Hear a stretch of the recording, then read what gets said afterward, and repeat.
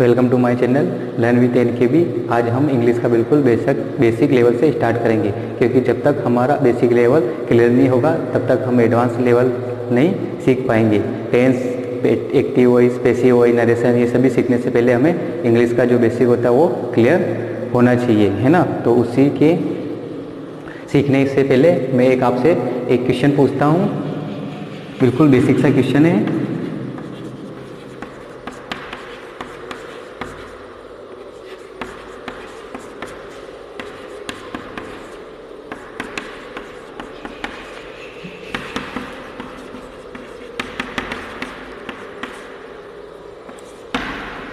How many alphabet are there in English?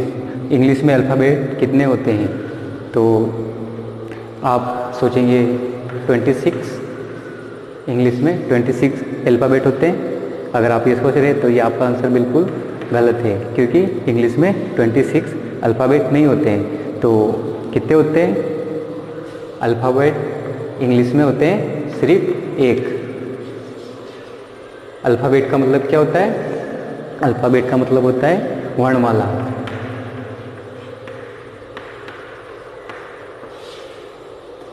Alphabet का मतलब होता है वर्णमाला, और इंग्लिश में अल्फ़ाबेट यानी वर्णमाला सिर्फ एक है ना। उसमें ए से जेड तक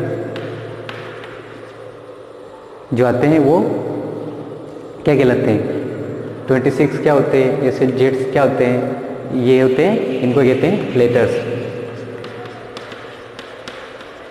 लेटर यानी अक्षर या वर्ण।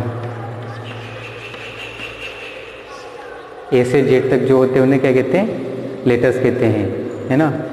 ये तो हो गया हमें नॉर्मल जानकारी। अब 26 जो अल्फ़ाबेट होते हैं हमारे, उनमें से उनको दो भागों में बांटा गया है ना। एक होता है वोवल्स,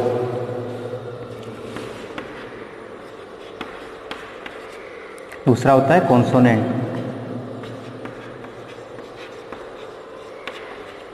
वोवल्स और कॉन्सोनेंट्स। वोवल्स किसे कहते हैं? वोवल्स यानी स्वर। स्वर कितने प्रकार के होते हैं? स्वर 5 प्रकार के होते हैं, ए, ई, आई, ओ और यू। स्वर जो होते हैं वोवल्स होते हैं, कितने होते हैं इंग्लिश में? 5 होते हैं, ए, ई, आई, ओ एंड यू। ये जो पांचों है ये क्या है? वोवल्स है। और इनके अलावा जितने भी बचे हुए बाकी वो सब क्या हो गए? बाकी सब हो गए कॉन्सोनेंट्स यानी व्यंजन, जिन्हें हम हिंदी में व्यंजन कहते हैं। तो ये जानकारी आपको होना बहुत ही इम्पोर्टेंट है। वोवल्स को याद करके रखिए। ए, ई, आई, ओ एन, यू, ये सभी क्या है? वोवल्स है। इनकी जानकारी रखना बहुत ही महत्वपूर्ण है। और कॉन्सोनेंट, इनके अलावा जितने भी बचे हैं वो सब क्या है? कॉन्सोनेंट है। ये 5 है तो 21 जो बचे हुए सभी क्या है? वो कॉन्सोनेंट्स है। हमने पढ़ लिया वोवल्स और कॉन्सोनेंट क्या होते हैं, है ना। ए, ई, आई, ओ, यू ये वोवल होते हैं और बाकी बचे हुए कॉन्सोनेंट्स होते हैं, स्वर और व्यंजन। और अब हम आगे बढ़ेंगे। अक्षरों से मिलकर शब्द बनता है। Letters from a word. Letters from a word. Letters कौन से? ए से जेड तक जो होते हैं वो सभी लेटर्स है। उनसे मिलके क्या बनते हैं? उनसे मिलकर वर्ड बनते हैं, यानी शब्द बनते हैं। इसको हम उदाहरण के द्वारा भी समझेंगे। शब्दों से मिलकर वाक्य बनता है। Words from a sentence. Words from a sentence. वाक्यों से मिलकर पैराग्राफ बनता है। Sentence from a paragraph.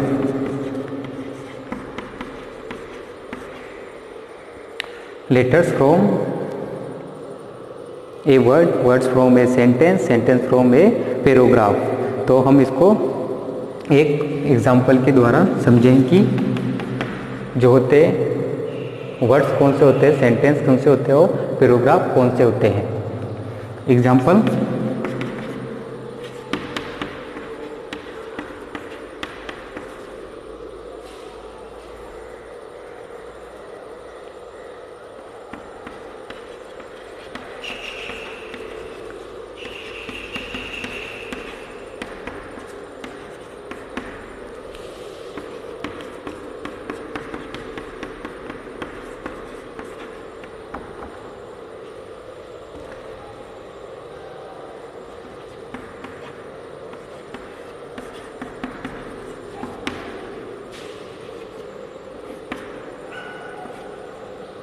ये मैंने एक क्या लिखा है, ये पैराग्राफ लिखा है, इसमें से जो ये आगे लिखा हुआ है ये DINESH, ये जो ये है ये क्या है, ये लेटर्स है।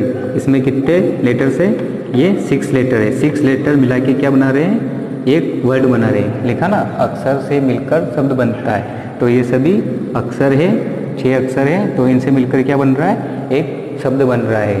और शब्दों से मिलकर क्या बनता है, शब्दों से मिलकर वाक्य बनता है। ये शब्दों से मिलकर क्या बन रहा है, वाक्य बन रहा है। और वाक्यों से मिलकर पैराग्राफ बनता है। इन सभी वाक्यों से मिलकर क्या बन रहा है, फिर पैराग्राफ बन रहा है। तो हम इसमें गिनेंगे, तो इसमें कितने 6 लेटर है, इसमें 2 लेटर है, ये एक लेटर्स है, और खुद में 4 लेटर्स है। अब इन सबको गिनेंगे तो ये कितने लेटर्स हो जाएंगे, इसमें 44 तो लेटर्स हैं। और वर्ड कितने 1 2 3 4 5 6 7 8 9 10 11 12 13 14 और 15 क्या इसमें वर्ड्स हैं। अक्षर तो कितने अक्षर है 44 और वर्ड्स कितने 15। तो हमें ये समझना आसान है कि लेटर्स किसे कहते हैं और शब्द किसे कहते हैं। लेटर्स जो होते हैं ऐसे गिन के देख सकते हैं अपन, लेटर 6 है, इसमें 2 है, इसमें 1 है, इसमें 4 है ना।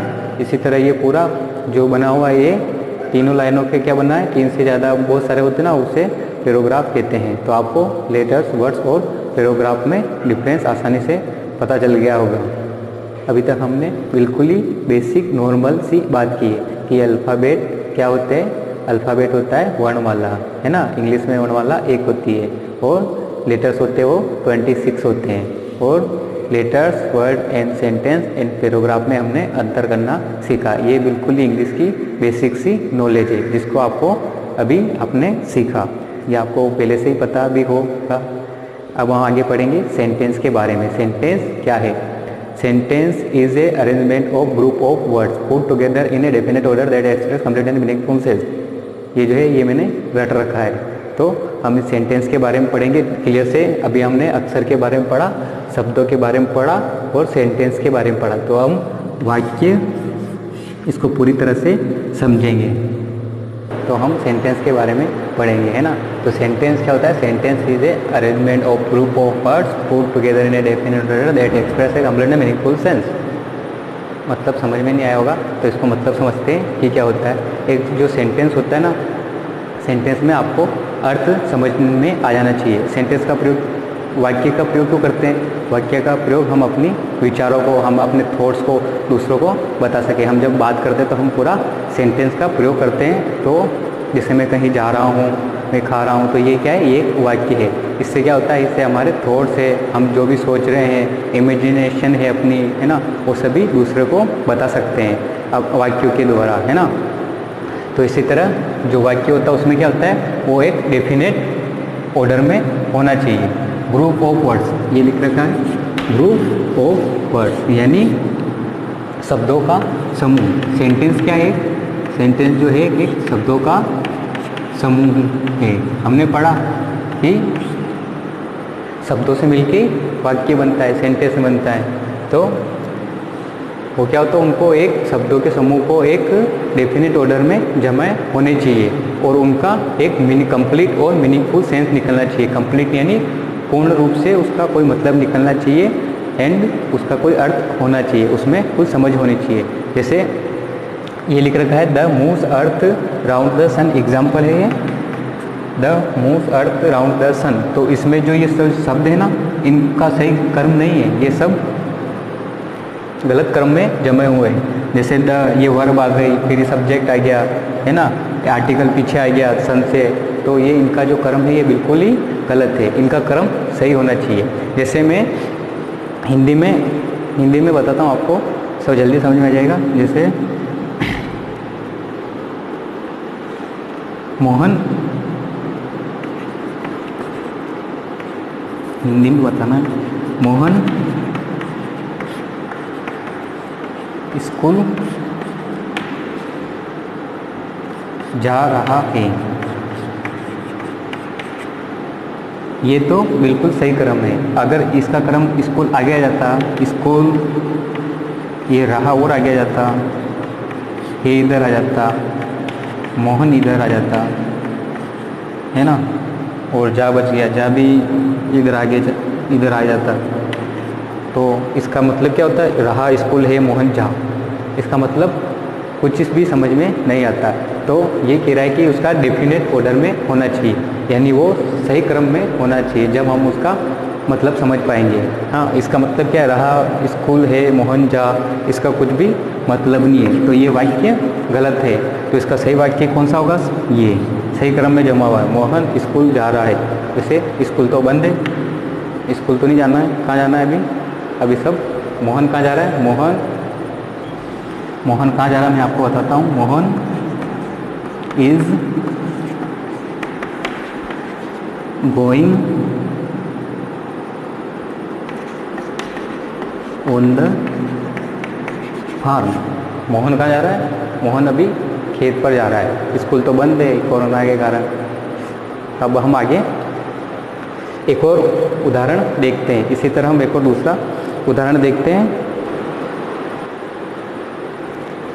अब इसको हिंदी वाला तो हम सही कर देंगे, अब इसी इंग्लिश वाले को भी सही करना है। तो द अर्थ, सब्जेक्ट आएगा, फिर वर्ब आएगी moves, the earth moves around the sun, the sun. तो इसका जो सही क्रम होगा वाक्य का ये होगा, है ना। तो ये वाला है, ये वाला गलत है। इसका इसकी तरह जैसे उल्टे सीधे हो रहे हैं इसके वाक्य। तो हम आगे सीखेंगे टेंस में कि वाक्य कैसे बनाते हैं। ठीक है, तो हम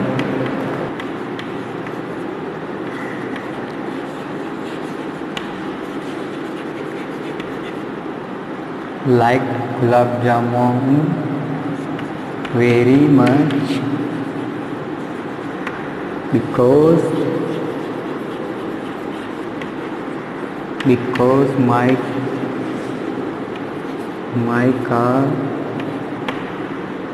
car is no wine। मैंने एक ये वाक्य लिखा, ये सेंटेंस क्रम की दृष्टि से बिल्कुल सही है ना। Like gulab jamun very much because my car is no wine. लेकिन क्या इसका कोई अर्थ निकल रहा है? इसको मैं हिंदी में ट्रांसलेट करूँ तो गुलाब जामुन मुझे बहुत ही पसंद है, और ये असली में भी है, और लेकिन because my car is no wine, लेकिन मेरी कार में बिल्कुल भी हवा नहीं है। ये वाक्य बोला मैंने, लेकिन इन दोनों का कोई तालमेल बैठ रहा है क्या? नहीं बैठ रहा है, क्योंकि मुझे गुलाब जामुन पसंद है, क्योंकि मेरी कार में हवा नहीं। तो कार में हवा नहीं से गुलाब जामुन पसंद का क्या मतलब? तो ऐसे अगर वो वाक्य की दृष्टि से सही जमे हुए हैं, लेकिन इनका कोई अर्थ नहीं बैठ रहा है, तालमेल नहीं बैठ रहा, तो ऐसे और सेंटेंस भी बिल्कुल ही गलत होते हैं। अब एक और एग्जाम्पल, जैसे 2 and 2 is 5। मैंने ये सेंटेंस लिखा, ये बिल्कुल ही वाक्य की दृष्टि से सही है, यानी कि सही क्रम में जमा हुआ। लेकिन मैंने लिखा 2 and 2 is 5, 2 और 2 5 होते हैं। 2 और 2 5 होते हैं, हाँ बिल्कुल होते हैं। कब होते हैं? जब हम उसको गलत जोड़ते हैं तब होते हैं। लेकिन सही कितने होते हैं? 4 होते हैं। 2 and 2 is 5, 2 और 2 कितने होते हैं? 2 और 2 4 होते हैं। लेकिन क्या ये बिल्कुल वाक्य की दृष्टि से सही है, लेकिन इसका जो अर्थ कह रहा है वो बिल्कुल ही गलत है। तो इस प्रकार के भी सेंटेंस नहीं होते हैं, है ना। और एक और एग्जांपल,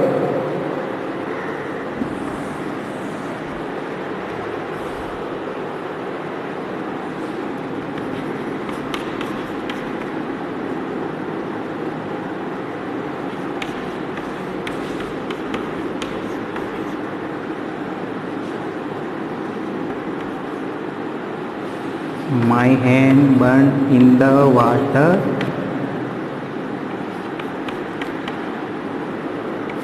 this morning।